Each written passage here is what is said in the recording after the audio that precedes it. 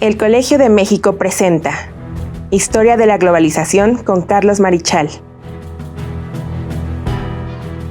El doctor Carlos Marichal es profesor emérito del Centro de Estudios Históricos y, en esta serie de podcast, nos hablará de un tema que es actual, empezando por sus orígenes. Se trata de la historia de la globalización desde tiempos antiguos. Profesor Marichal, usted nos ha descrito varios episodios de la globalización arcaica y temprana, pero díganos, ¿cuándo arrancó la globalización moderna? Pues miren, yo ubico el movimiento decisivo de despegue de la globalización moderna a mediados del siglo XIX. Podemos decir que la temprana globalización había acabado a fines del siglo XVIII y con las guerras napoleónicas. Pero no es hasta mediados del siglo XIX que arranca una nueva globalización. En términos políticos, una inflexión clave fue la Revolución de 1848, primero en Francia y luego en muchos otros países europeos y con repercusiones también en América Latina. Ese es un cambio político importante que se relaciona con la globalización económica.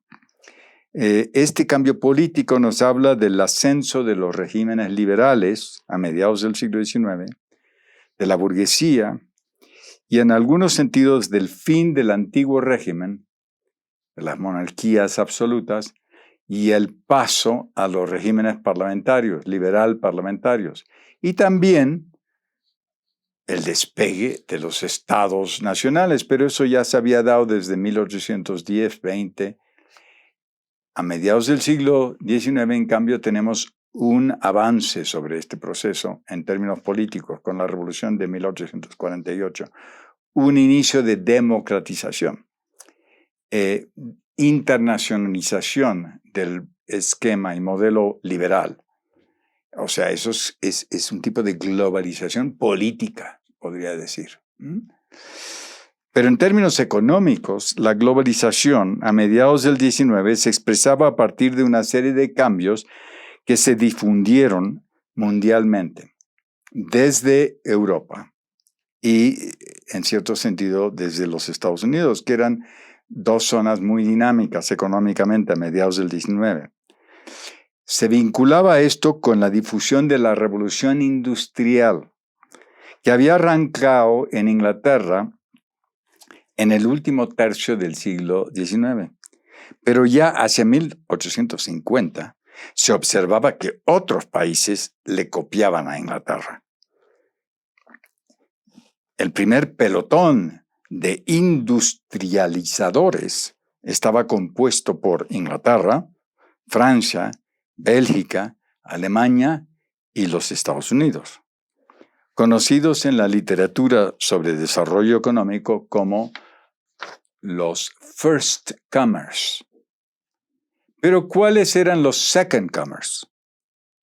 Los que van a seguir el tren de la industrialización desde 1870 y 1880, como Suecia, Italia, Austria, Rusia y Japón, como vigorosos competidores.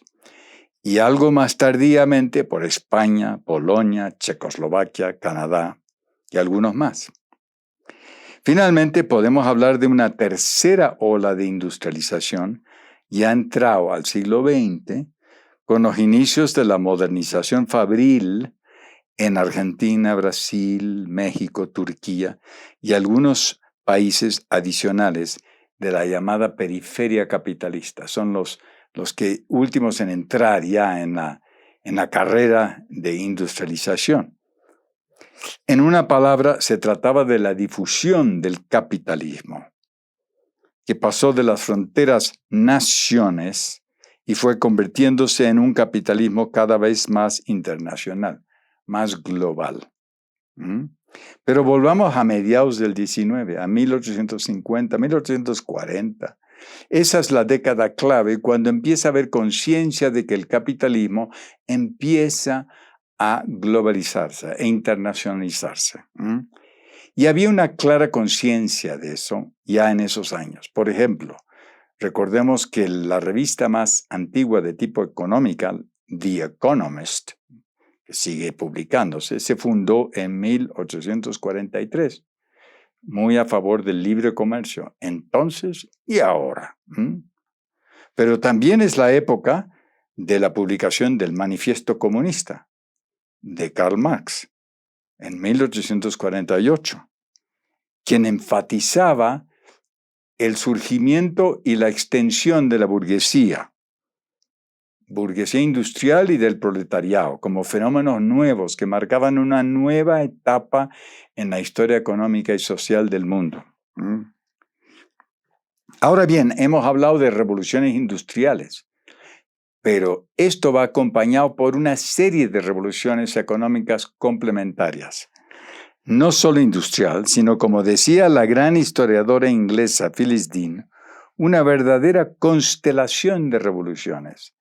La industrial, la comercial, la agrícola, la revolución bancaria y financiera, la revolución de los transportes y de las comunicaciones, y también los inicios de la gran revolución demográfica, por la cual aumentaría la población a tasas nunca antes vistas en la historia. O sea, una constelación de revoluciones económicas y sociales son características de mediados del siglo XIX. Entonces, ¿cuál de estas revoluciones era la más importante? Eso es debatible. Conviene ir por partes para contestar. En lo que se refiere a la globalización de los intercambios, claramente la revolución comercial era la más significativa. Debe señalarse que todos los indicadores del comercio mundial sugieren un despegue desde 1850. Antes de esa fecha, el comercio mundial aumentaba a una tasa de cerca de 1% al año, el comercio mundial. Pero después de 1850 alcanza tasas de 5% al año. Y eso implica un aumento enorme, poderoso, que sigue durante 12 años, luego baja un poco con la crisis de 1873 y retoma su vuelo desde 1880 hasta el estallido de la Primera Guerra Mundial en 1914. En ese periodo, todo este periodo de 1850 a 1914, el aumento del comercio anual es muy fuerte. Ahora, ¿por qué aumentó tanto? Para muchos economistas, ello se debía a la reducción de los aranceles, o sea, las tarifas en las aduanas, que se van bajando. Cuando se bajan las tarifas, facilita el intercambio. Ya los impuestos bajan y los comerciantes y productores tienen más facilidades para exportar. No les va a costar mucho exportar. En efecto, desde la abolición de las llamadas Corn Laws en Inglaterra en 1845-6, comenzó una época de mayor comercio libre con numerosos tratados de libre comercio. Eso es de donde viene la expresión de lo más frecuente de los tratados de libre comercio, que hoy en día son moneda común y han sido grandes estimuladores de la globalización contemporánea.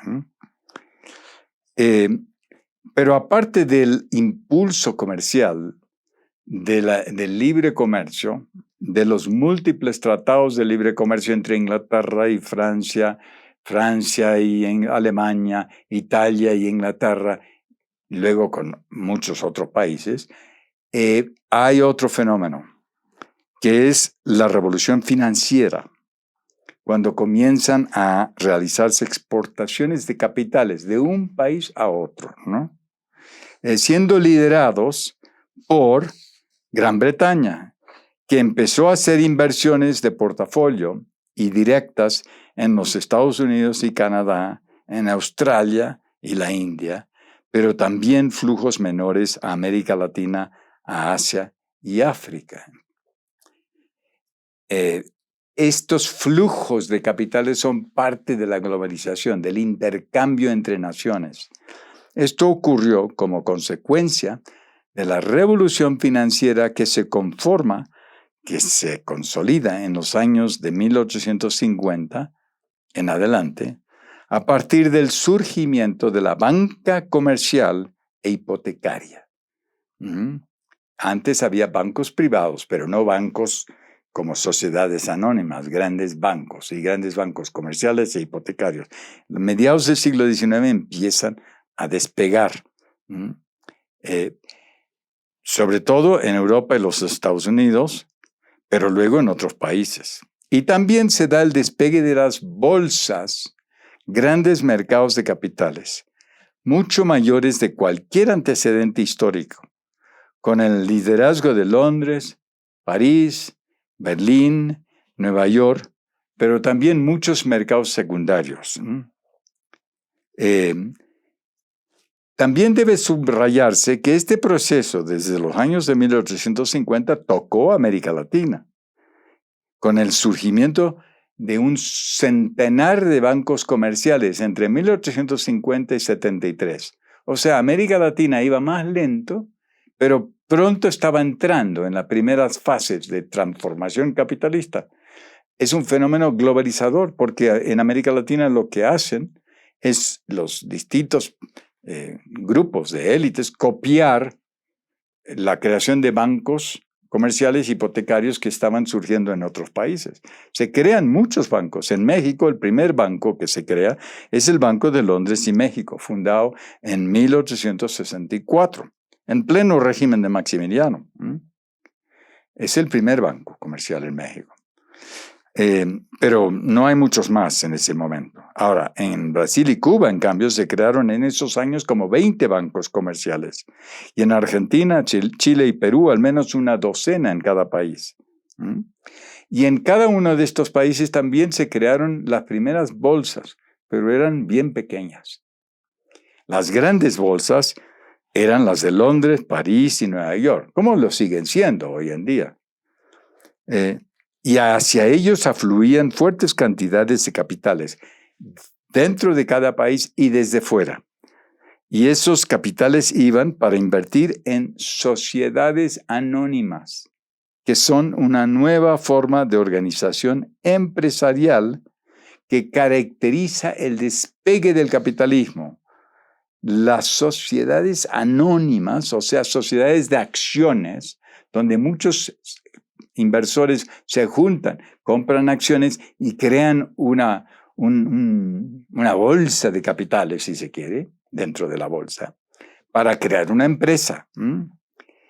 Ahora, ¿cuáles eran las inversiones más grandes? ¿Cuáles eran las sociedades anónimas o compañías más grandes?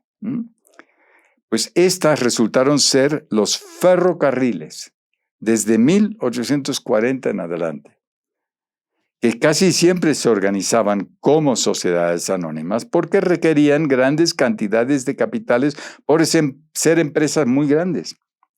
Por ejemplo, en contraste, las empresas de textiles, las manufacturas, las fábricas, no buscaban dinero en las bolsas en general. No buscaban apoyos de los bancos a largo plazo. Querían tener toda la ganancia para ellos. No querían compartirlo con otros accionistas o tener que estar pagando los bancos.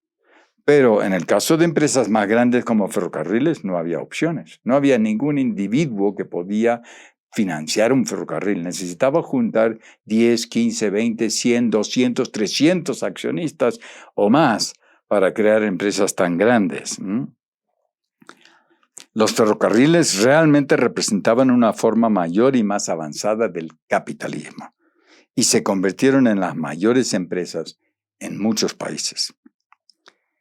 Pero preguntamos, ¿por qué tanto interés en ferrocarriles? La respuesta es bastante sencilla. Se trataba de la revolución de los transportes y comunicaciones, que eran claves en promover el comercio, el intercambio, a nivel interno, pero también hacia afuera, en el comercio exterior, como podemos observar a través de los ferrocarriles que llevaban los productos hasta los puertos y de ahí se embarcaban en barcos y contribuían a ampliar el comercio internacional. Y estos ferrocarriles se difundieron con rapidez. Empezaron con fuerza en los años de 1840, sobre todo en Inglaterra y los Estados Unidos. Pero en los años de 1850 y 60 se van moviendo, se van extendiendo, los van copiando en otros países. Francia, Bélgica, Alemania, todos empiezan a construir ferrocarriles.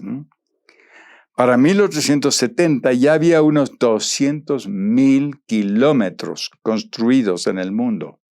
Una gran revolución. Y para 1914 era 1,000,000 de kilómetros construidos de ferrocarriles, de líneas de ferrocarriles, pero ya en todo el mundo.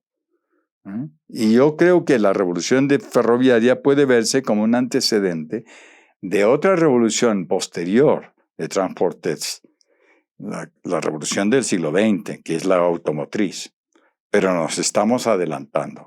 Ahora bien, ¿cuáles eran los mayores ferrocarriles a finales del siglo XIX?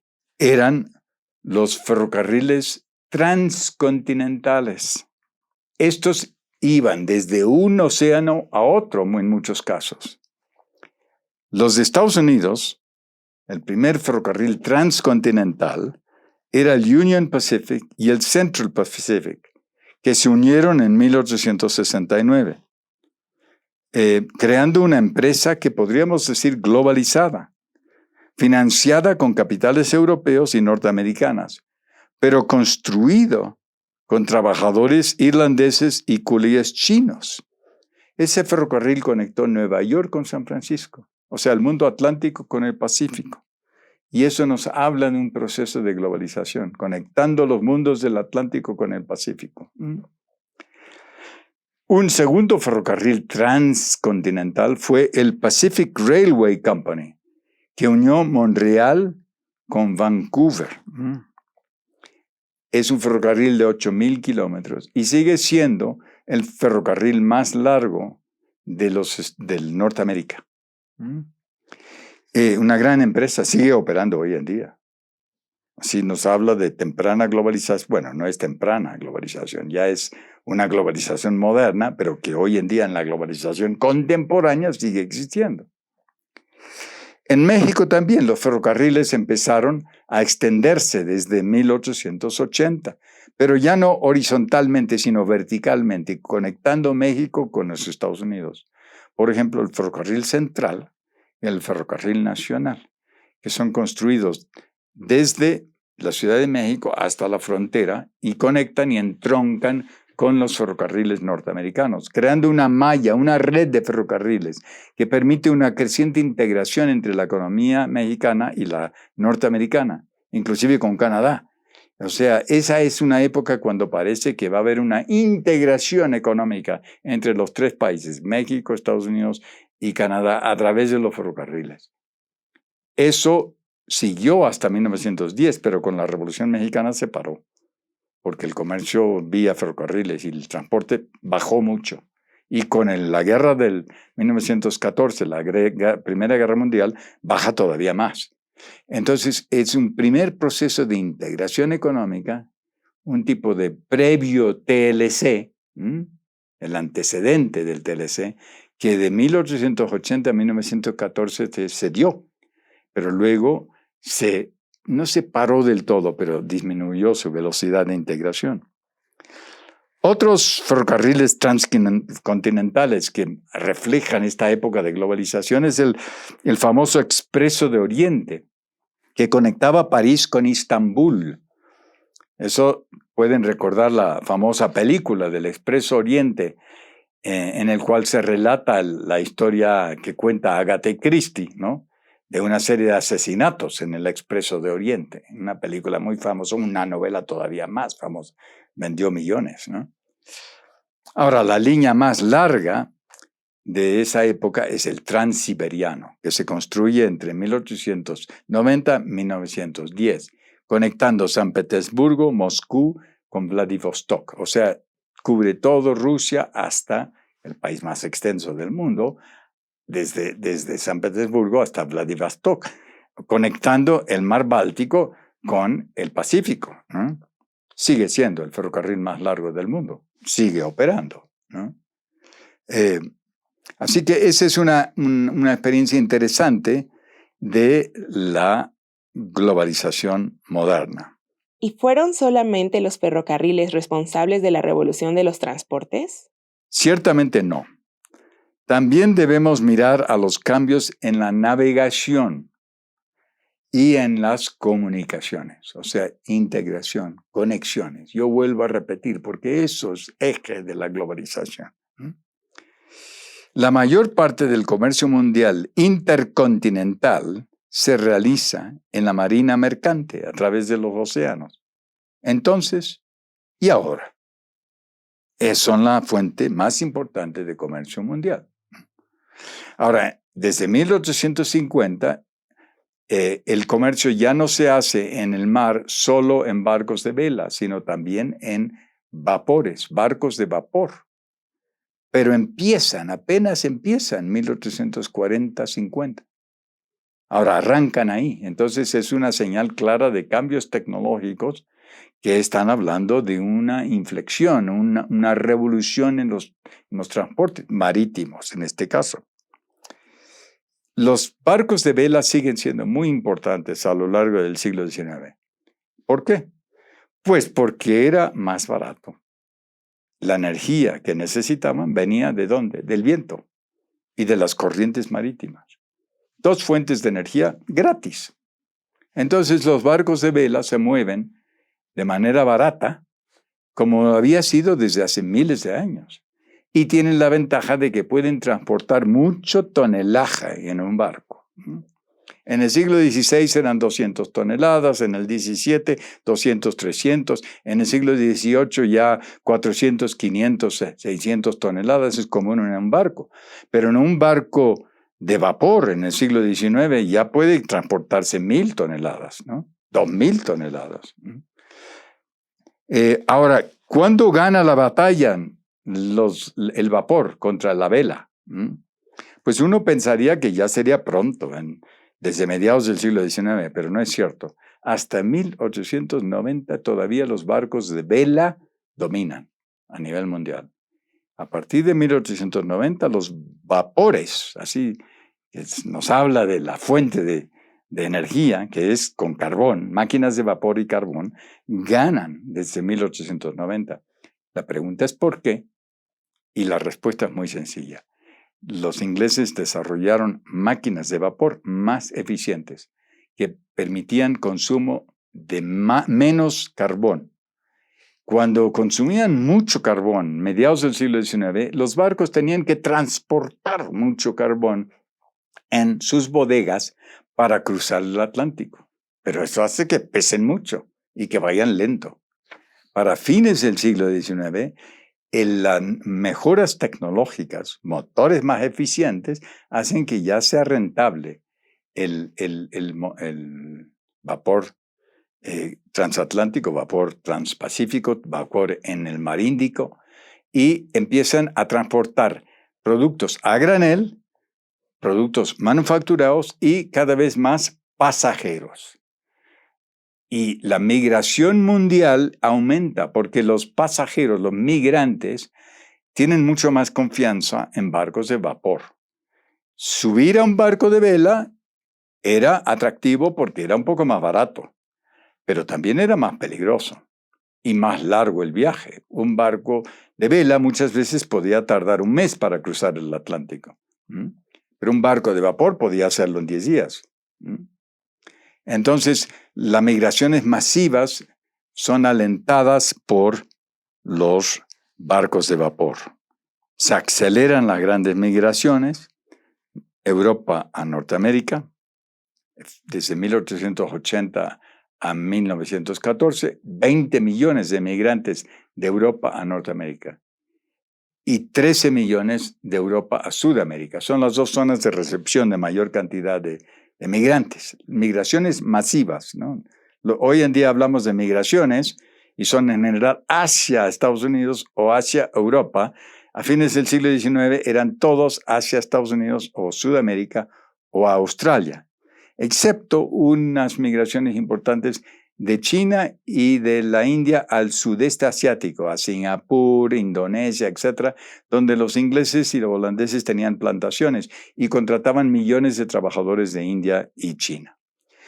Pero, en fin, esto es una historia de las migraciones y queremos continuar ahora con otra faceta de la globalización de la época. Un complemento de las mejoras en ferrocarriles y navegación fue la revolución de las comunicaciones. ¿Y esto qué es? Pues comunicación entre grupos humanos, entre personas, pero vía otros vehículos.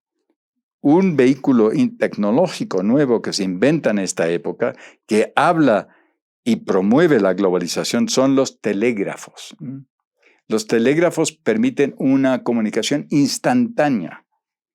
Esto es una revolución, claramente. Desde 1869 1870 empiezan a introducirse telégrafos no solo en tierra, sino submarinos, los cables submarinos. Esos cables siguen funcionando hoy en día. Son los mismos cables a veces renovados, pero si ven la tecnología no es muy diferente. Ahora le meten cables de nuevo tipo, pero ya empezó. Les costó mucho trabajo al principio cruzar el Atlántico o cruzar el Mediterráneo debajo del mar. Pero ya para 1870 ya están introduciéndose los cables submarinos y eso permite una comunicación instantánea, por ejemplo, entre un mercado financiero como Nueva York y Londres. Y entonces cuando hay una crisis financiera como la de 1873, la comunicación de que hay crisis en Londres se transmite inmediatamente a Nueva York o viceversa, ¿no? También para comunicación de las agencias de prensa internacionales. Empiezan en 1870. ¿Por qué? Por el telégrafo. Pero el telégrafo es un vehículo de comunicación un poco caro. Se pueden recordar, los que han usado telégrafos, que mandar un telegrama costaba, porque había que pagar por palabra, ¿no? Entonces, mandar unas felicitaciones de cumpleaños a alguien era caro. Podía costar, en el caso de Estados Unidos, $5 mandar 5 palabras, ¿no? Por lo tanto, no es un vehículo de globalización popular, de globalización de las comunicaciones popular. Mucho más importante es otra cosa, que fue el correo. El correo se revoluciona desde 1840 en adelante. Y empieza en 1840 con la invención de un timbre muy barato, un sello postal en Inglaterra que se llama The Black Penny. O sea, el timbre o sello costaba un penny. Entonces todo el mundo podía mandar una carta porque ya se hacía barato. La baja en los costos del correo hace que se empiece a popularizar. Y no solo a nivel del país, sino a nivel internacional, porque ahora se pueden mandar cartas a cualquier país. Y entonces hay una comunicación internacional cada vez más intensa vía cartas, pero también a través del envío de paquetes, ¿no? Y el envío de publicidad, envío de periódicos, envío de libros. El correo de repente permite comunicación de todos los vehículos de comunicación humana importantes. Y es impresionante cómo se expande. En Francia, por ejemplo, ya en 1870 se mandan más de 230 millones de cartas al año. Fíjense lo que es eso. Eso es cantidades enormes. Antes de esa época era bastante poca la comunicación habitual entre familias o entre distintas ciudades y pueblos, ¿no? O a nivel internacional. Era infrecuente, ¿no? Era esperar el barco que iba a llegar dentro de un mes y así. Ahora con barcos de vapor y ferrocarriles es mucho más frecuente y dentro del país, claro, es mucho más rápido. Ahora no hay que poner la carta en una diligencia, lo pones en el tren, en la estación de Buenavista, aquí en México, y llega a Veracruz al día siguiente, ¿eh? Y ya vienen las bolsas de correo y aumentan y aumentan. Allá hay vagones llenos de correo y de paquetes, etc. Empieza a haber una revolución en las comunicaciones. En Estados Unidos, en esta época, se crearon 240,000 kilómetros de rutas en dirigencias, ferrocarriles y a pie. Los carteros empiezan a ser importantes en todos lados y en todos los países, ¿no? En Gran Bretaña, en 1914, el edificio de la Oficina Postal General era una de las más grandes del país. Y, oh sorpresa, una tercera parte de todos los empleados civiles del Estado británico en 1914 eran carteros y empleados postales. O sea, era enormemente importante para el Estado, el correo. Era una fuente de empleo también muy importante. En todos los barrios había carteros, ¿no? Algo similar ocurrió en Francia, en Alemania y luego en los demás países se va extendiendo. O sea, son revoluciones que se multiplican, se copian. Creo que en este sentido, por último, vale la pena considerar los paralelos de la época de fines del siglo XIX, que se conoció como la Belle Époque, la bella época, con la globalización de fines del siglo XX en cuanto a comunicaciones. En particular es notorio la importancia de la revolución en este renglón, a partir de los telégrafos y los correos. Claro, el telégrafo en cierto sentido es un paralelo con las comunicaciones vía la red de Internet hoy en día. Comunicación instantánea, una red. Y correos, pues tiene paralelos el correo postal con el correo electrónico. Pueden pensar en ese sentido entre paralelos de la globalización de fines del siglo XIX y fines del siglo XX, principios del siglo XXI. Se estaban dando grandes avances en esta época de la Belle Époque, aunque esto se vino abajo con el estallido de la Primera Guerra Mundial.